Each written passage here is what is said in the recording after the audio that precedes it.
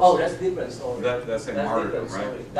That's not considered as commit suicide. They burn themselves not because they don't want to commit their life, but because of the curse of their nation, of their people, assistant, like Tibetan people. Even during the 60s, right? I mean, Miss Monk who burned himself not because he wanted to commit his life, but this is a way to protest, to demonstrate that he protest to the Catholic government who oppressed Buddhism during those times. There's different story. Yeah, I understand. Yeah, this different motive, this different intention. Make sense? Yeah. Good question. Yes.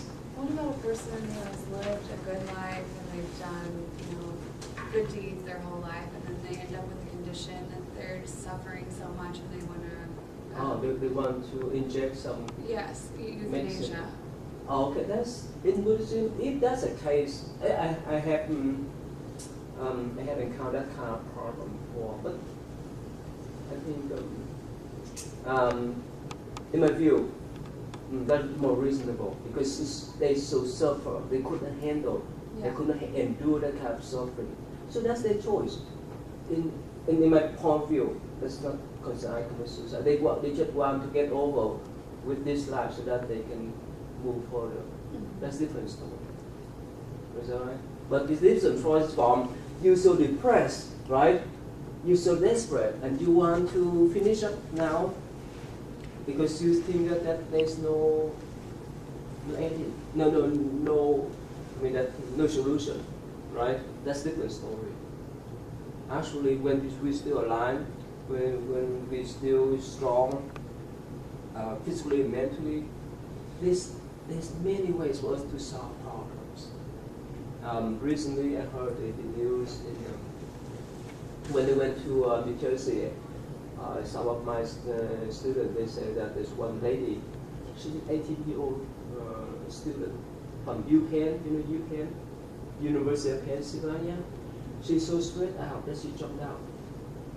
Because in order to get into that school, you have to be top student. And it's just, when you get into the system, it's been hard. You have to compete with many people, many students, and she couldn't handle that kind of pressure.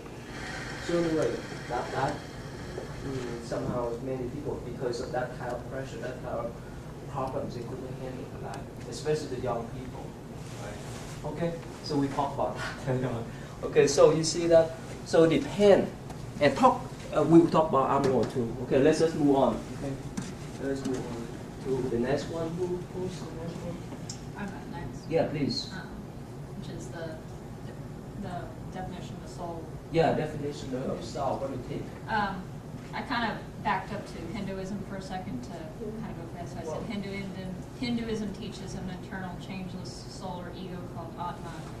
In the doctrine of Samsara, it said that all beings are destined to repeat the cycle of birth, death, and rebirth until they are able to reject the physical form completely and become one with Atman, thus becoming one with Brahman.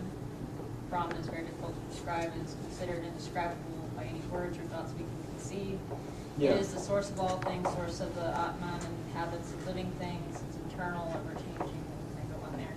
The ultimate goal of Hinduism is to become one with it again. However, despite extreme dedication, Buddha could not find his Atman and then understood that there is no Atman. Buddha taught of an Anatman or non-self and did not believe that we have an unchanging soul. Instead, he believed that all of reality is more fluid. He believed that this search for an Atman within us caused us to be attached to the notion that we are separate from one another and also caused us to become too focused on ourselves. Keep going?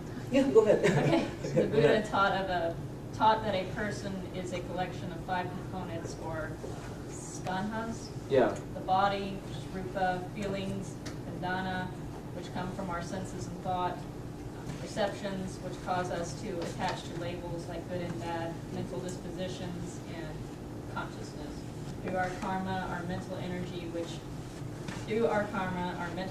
which is embedded in our consciousness, passes to the next life form.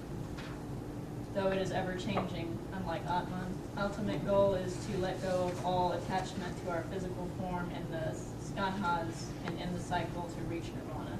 Okay, so can you summarize what you said? So what is the meaning of soul according to Buddhist view? What's the meaning?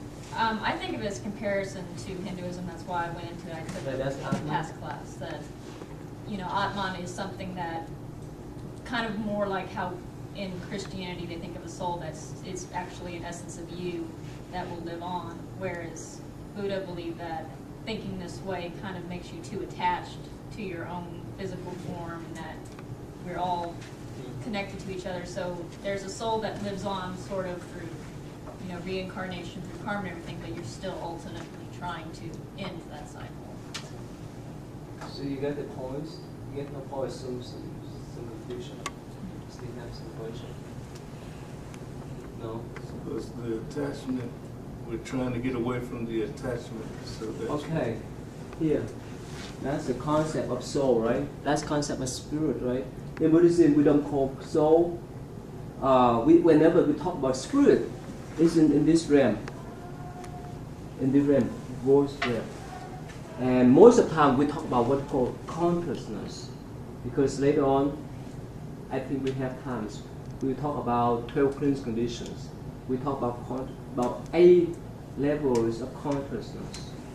And that consciousness is similar as energy. Remember the energy. After we pass away, if we don't do this body, that energy, that consciousness will move on to the next life. Whichever life we pick up, depend upon our state of mind, depend upon our karma, and depend upon many different factors. That we would have this human life on next human life or heaven. So this is pretty complicated. It's not simple factors. So would Yes. that mean that there is no body? We're just speaking of energy. We're not speaking of a body. Like you put the body in the grave, it stays in the grave. Mm-hmm. So we're talking about energy. Yeah. Okay. Yeah. In the mean, in scientific point of view, we talk about the energy. In Buddhism, we talk about what we call consciousness, the transformation of consciousness from one form into others. So, for example, here we have this body. Mm-hmm. We have this consciousness that lives in ourselves. This is the same concept as different condition, right? But in Buddhism, we say that after we done with this body, that consciousness, in the form of energy, according to sense point of view, move on to the next life. According to our karma, according to our mentality, according to our state of mind, and plus according to many different factors. So in other words, this body is not me. Yeah. It's my consciousness that's me. You can say that. When as long as we live in this cycle of the birth. So then the me that's my consciousness isn't my soul that's fixed and this is who I am and it can't change. It's a consciousness that can change by going through these different lives. So the consciousness can go to different places as you're reborn and it can change. It's sort of fluid, more fluid than say a soul that's fixed and you die, your soul goes somewhere. Yeah, that is why in Buddhism we don't use this notion. So, whenever you talk about soul, you think about permanent, right? Permanent identities, right? Like in your paper, yeah, especially you have the blessing to study Hinduism, but we don't have that kind. The reason why in Buddhism we try to transform the Atma, so that we can what we call here, we get back to our pure nature, Buddha nature. That means remember. When we talk about the life Buddha, when I try to explain to you about the state of enlightenment, remember that? So he came back, he achieved to this, he achieved to that kind of pure nature, Buddha nature. Let me put this way for you to understand. Look at the pure water. We could not get pure water out there. This kind of pure water has been purified through many processes, right? So there's our mind. And can I pour the water, please?